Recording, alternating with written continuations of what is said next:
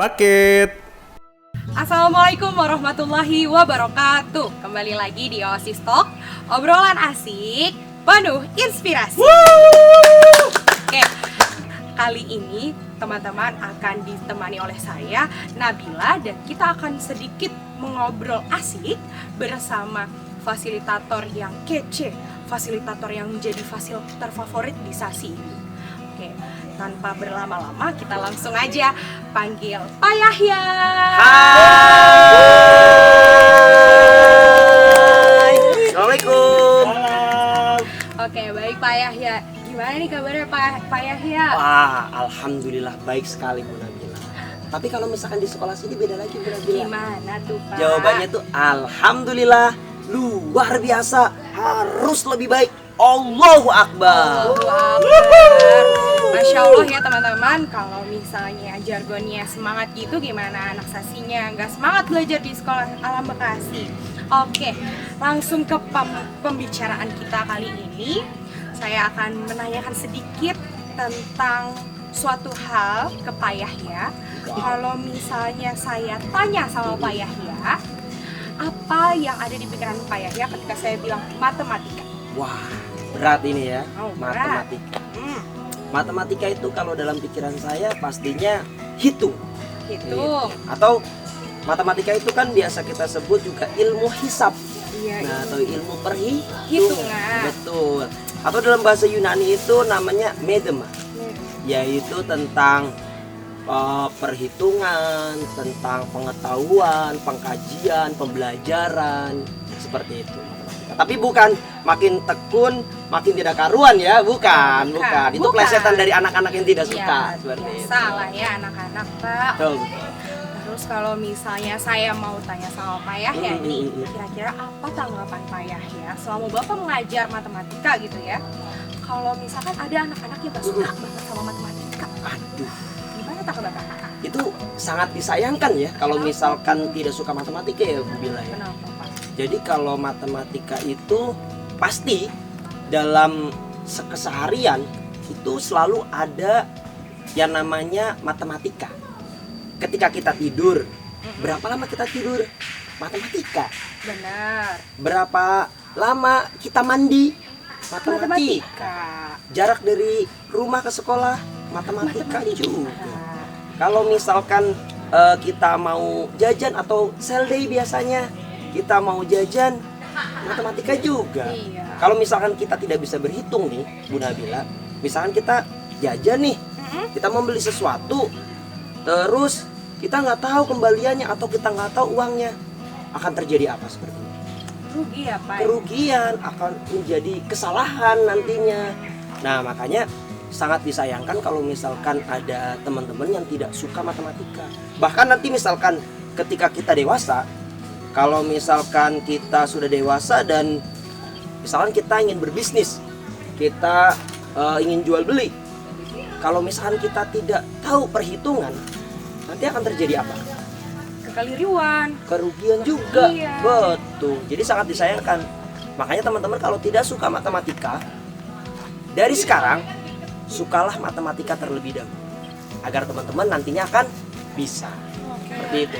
Ternyata memang matematika ini menjadi suatu hal yang tidak akan pernah lepas dari kehidupan kita menurut saya ya Pak. Oke, selanjutnya Pak, kalau misalkan saya boleh tahu, gimana sih cara yang menarik atau hal yang disukai untuk si anak ini akhirnya menyukai matematika? Oke, baik. Jadi saya pernah nih Bu, saya pernah mengajar anak-anak. Ya. Saya tanya dulu, siapa nih yang suka matematika? Ternyata dalam satu kelas hanya 1-2 orang saja yang menyukai. Wah, saya kaget dong. Iya. Wah, kenapa nih anak-anak tidak suka matematika? Akhirnya saya buatlah ide agar anak-anak itu suka matematika nih Bu. Akhirnya saya buat metode pembelajaran yang semenarik mungkin. Dan saya belajar bagaimana cara anak agar menyukai. Makanya ketika saya mengajarkan kepada anak-anak, saya itu sering banget main game. Jadi anak-anak santai main. ya. Betul. Karena anak itu sukanya bermain. Betul. Jadi kita tidak akan memberikan beban yang lebih kepada anak. Nah, kita membuat game. Banyak Bu, game permainan matematika Bu, seperti counting down.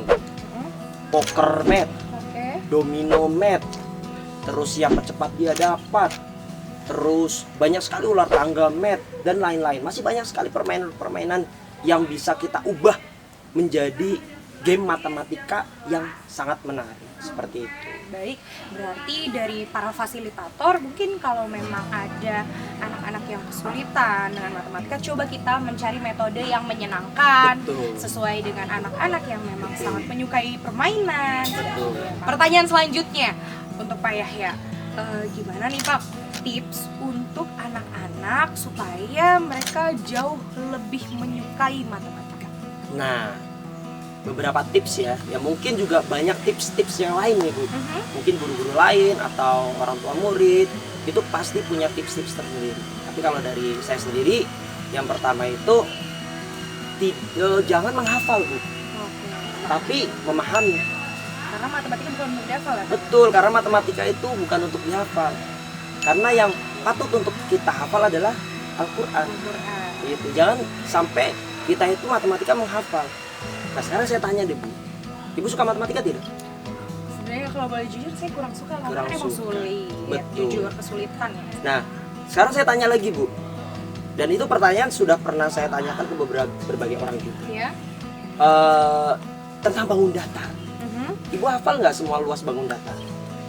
Ya hafal tapi ada yang beberapa Ada yang lupa. berapa gitu lupa, ya. betul. Nah jadi banyak banget ketika saya tanyakan kepada anak-anak, apa itu luas bangun datar dari Jajar Genjang? Aduh lupa Pak, padahal anaknya udah SMA gitu. Karena dulunya itu hanya menghafal saja Oh, I see. gitu. Jadi tidak memahami prosesnya gitu. Nah, jadi kita harus pahami prosesnya bagaimana. Kalau misalkan untuk anak SD mungkin ya, kalau misalkan ngomongin soal luas menghafal dulu, tapi prosesnya dari mana nih? Kok bisa sampai seperti ini? Dan kalau misalkan ngomongin soal perkalian, ngomongin soal perkalian, 2 kali 2 kita hafal 4, tapi prosesnya bagaimana? Secara konsep Konsepnya bagaimana? anak tidak menguasai. Betul. Nah harusnya dipahami dulu, jangan dihafalkan dulu, pahami dulu. Gitu. Maka dari itu seperti halnya kalau ngomongin soal ngomongin soal luas matematika, banyak rumus-rumusnya Bu. Kayak misalkan luas persegi panjang atau luas persegi, itu rumusnya ada 3 Bu. Jadi gimana bukan tuh, hanya Pak? satu. Kita taunya panjang kali lebar aja ya, Betul. Pak. Jadi kalau misalkan rumusnya, taunya kalau misalkan rumusnya dari persegi itu hanya sisi kali sisi. Betul nggak Bu Aldi? Iya. Padahal rumus dari persegi itu tidak hanya itu. Bisa kita ganti dengan diagonal 1 kali diagonal 2 dibagi 2, itu bisa juga. Terus bisa diganti juga dengan tegak kali lurus, selesai. Jadi ada 3 rumus. Karena kenapa bisa tahu seperti itu? Karena dipahami Bu Ya, prosesnya. bagaimana Konsepnya, betul. konsep luas itu seperti apa. Betul. Maka pembelajaran akan lebih bermakna gitu ya. Betul, jadi dipahami prosesnya. Ya, Terus teman-teman. tips yang lain nih Bu. Apa tuh Pak? Nah, ketika kita belajar, berbanyaklah berlatih. Oh, ternyata berlatih itu penting juga Penting ya Pak. banget gitu. Kayak misalkan kita bermain sepak bola. Coba kalau misalkan kita hanya belajar sepak bola, selesai kita tidur. Habis itu seminggu kemudian kita belajar lagi. Apa akan menjadi pesepak bola yang hebat? Enggak dong. Tidak. Makanya matematika juga seperti itu juga, harus banyak berlatih agar kita memahami konsep yang sudah diajarkan oleh guru kita. Gitu. Terus tips selanjutnya ada lagi nih Bu. Tips yang ketiga, jadi kita harus tanaman diri dulu Bu, bahwasanya kita suka matematika. Oke. Gitu. Karena kalau misalkan kita sudah tidak suka atau benci terhadap matematika, maka ilmunya tidak akan masuk Bu. Iya benar banget. Begitu. Jadi harus suka dulu nih terhadap matematika. Pak, aku kesulitan, coba. Pak, aku kesulitan, coba. Karena kita harus doa, usaha, ikhtiar, dan tawakal. Jangan lupa itu. Makanya teman-teman terus mempelajari matematika agar teman-teman tuh sampai suka dan akhirnya sampai bisa. Pak, saya boleh cerita nggak? Kalau boleh jujur, saya tuh selaku fasilitator memang ada sedikit kesulitan untuk menyampaikan pembelajaran matematika ke anak-anak gitu. Mungkin dari Bapak ada sedikit tips untuk saya? Sebenarnya juga Bunda Bella juga udah oke sih kalau mengajar. Kenapa harus saya kasih tips gitu loh? Ini tips dalam hal apanya nih? Mengajarnya? Ya, atau tips kehidupan? Adalah tips Oh, ya. untuk mengajar matematika ke anak yang Oke. mungkin agar mudah diterima pun Baik. mudah dipahami sama anak-anak. Oke, baik. Mungkin ada beberapa tips kali ya. Mungkin guru-guru yang lain juga udah lebih hebat nih Bu daripada saya. Saya mah apa tuh ya Allah. Kan Mungkin ada beberapa tips kalau dari saya sendiri. Nah, kalau tips yang pertama itu coba yang tadi saya sampaikan di awal, kejar suka lalu akan menjadi bisa. Gitu. Maka coba anak kejar dulu sukanya. Seperti halnya kita motivasi anak agar menyukai matematika atau metode pembelajaran. Mungkin anak belum asik nih metode pembelajarannya, coba kita cari metode pembelajaran yang lain. Kita bisa belajar dari orang-orang hebat, kita bisa belajar di YouTube, kita bisa belajar di partner, ke siapapun kita bisa belajar gitu. Agar kita bisa menjadi tadi juga guru yang inovatif gitu. Guru yang kreatif dalam pembelajaran. Seperti halnya kayak yang saya sampaikan tadi, saya mengajarkan anak itu kejar sukanya dulu nih dengan membuat game-game yang menarik. permainan Betul. menarik. Game-game matematika yang menarik agar anak tuh menjadi suka. Seperti itu. Itu tips yang pertama. Jadi harus guru yang kreatif ya Bu ya. Iya, Tips perlu yang dong pertama. kreatif. Nah, yang kedua itu, nah ini yang penting Bu. Apa tuh Pak? Jadi sebelum kita mengajar, kita harus kasih tahu dulu nih anaknya. Kita harus kasih tahu dulu apa manfaatnya belajar ini. Itu yang terkadang kita lupa. Briefing. Betul. Jadi kenapa sih kita harus belajar tentang luas? Kenapa sih kita harus belajar tentang uang? Kenapa sih kita harus belajar tentang perkalian dan lain-lain? Itu harus kita sampaikan terlebih dahulu agar anak itu, wah, penting ya belajar itu. Oh iya. Gitu. Jadi tanamkan itu dulu. Iya, Seberapa penting ilmu itu agar anak dapatkan itu seberapa penting nantinya. Tips berikutnya nih Bu. Apa tuh Pak? Tiga. Nah, ini juga penting banget. Bangun pondasi. Pondasi matematika. Nah, kalau di SD pondasi matematika itu takuliba. Apa Tambah kurang kali Kali bagi. bagi. Atau biasa disebut juga kali bataku. Kali bagi tambah kurang. Bebaslah terserah. Itu pondasi yang sangat awal ya kalau di SD, tambah kurang kali bagi. Seperti halnya gini Bu, kita bangun rumah nih, Ya. kita bangun pondasi. Nah, takuliba atau kali bataku itu sebagai pondasinya. Kalau tidak ada pondasi, kita bangun batanya, temboknya, kita bangun gentengnya, roboh nggak Bu? Roboh dong. Sama. Fondasinya belum kuat. Betul, sama halnya matematika juga seperti itu Bu. Nah, matematika juga kalau misalkan kita belum menguasai kali, bagi, tambah, kurang, kalau di SD ya, Ya. nantinya kita akan belajar tentang luas, belajar tentang kecepatan, belajar tentang debit. Itu pasti akan kesusahan Bu. Kita tahu konsepnya tapi nggak tahu menghitungnya Iya, gitu. paham. Makanya kuatkan itu dulu. Nah, kalau di SMP beda lagi nih Bu pondasinya. Kalau tadi di SD tentang takuliba. Nah, kalau misalkan di SMP berarti naik tingkat lagi dong. Naik dong. Nah, seperti ini kita bangun rumah nih, kita mau bangun rumah tingkat, bener nggak? Iya. Nah, jadi kita bangun pondasi atasnya. Nah, kalau misalkan di SMP ya beda lagi. Pondasinya itu berhubungan dengan aljabar. Seperti tambah pindah jadi kurang, kurang pindah jadi tambah, kali pindah jadi bagi, bagi pindah jadi kali. Itulah pondasi kalau misalkan di SMP harus kuatkan itu.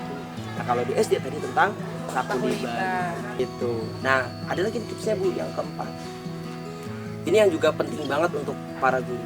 Satukan frekuensi. Frekuensi. Maksudnya apa satukan frekuensi? Jadi kalau misalkan dalam mengajar matematika itu kan banyak cara nih. Iya. Bener nggak? Banyak cara. Benar. Nah, kalau misalkan gini Bu. Ibu ketika misalkan ngajar di kelas 1. Nah, terus akhirnya Ibu mengajar tambah-tambahan dengan cara A. Terus akhirnya di kelas 2 mengajar B. lagi dengan cara yang B.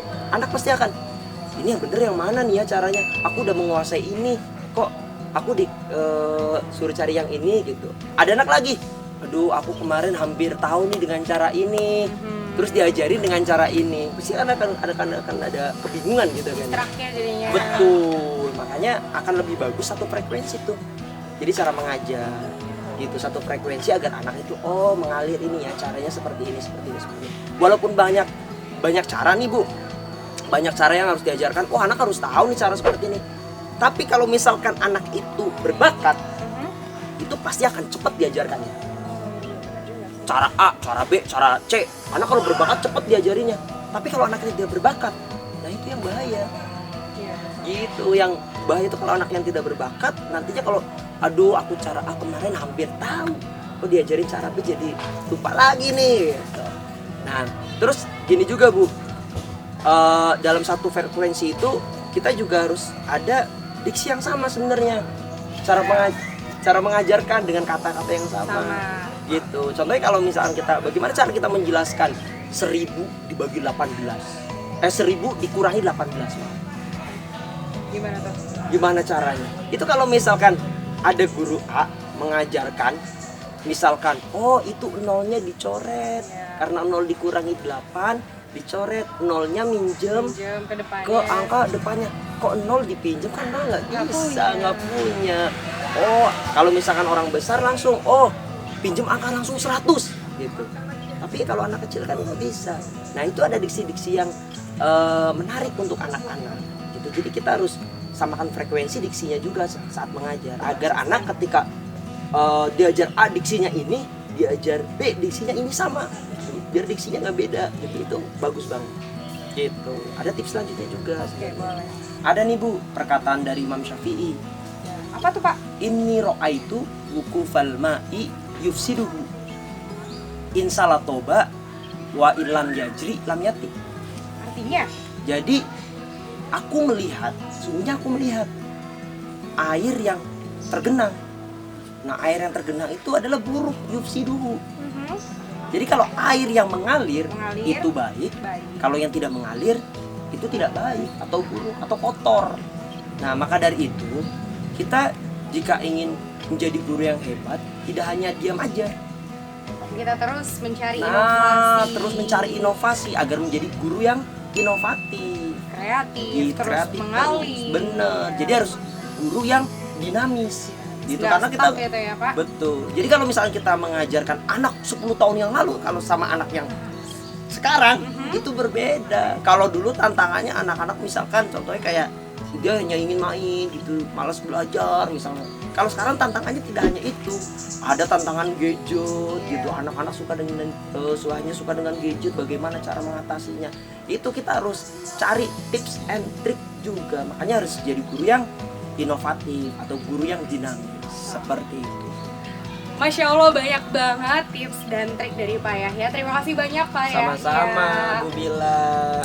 Oke, mungkin tips dan trik dari Pak Yahya ini bisa kita terapin di rumah untuk teman-teman yang ada rasa kesulitan dengan matematika. Coba teman-teman lebih belajar untuk memahami, bukan menghafal, banyak berlatih dan coba untuk mencintai matematika. Pun untuk ayah bunda atau bahkan fasilitator yang memang merasa kesulitan untuk mengajar Ananda berkenaan pelajaran matematika, bisa kita terapkan dengan mencari tahu dulu nih apa yang mereka sukai, lalu kita mengajarkan matematika dengan suatu hal yang mereka sukai. Kayak contohnya permainan gitu. Selanjutnya kita juga perlu menanamkan ke anak-anak bahwa pembelajaran pada hari itu manfaatnya untuk apa ke depannya.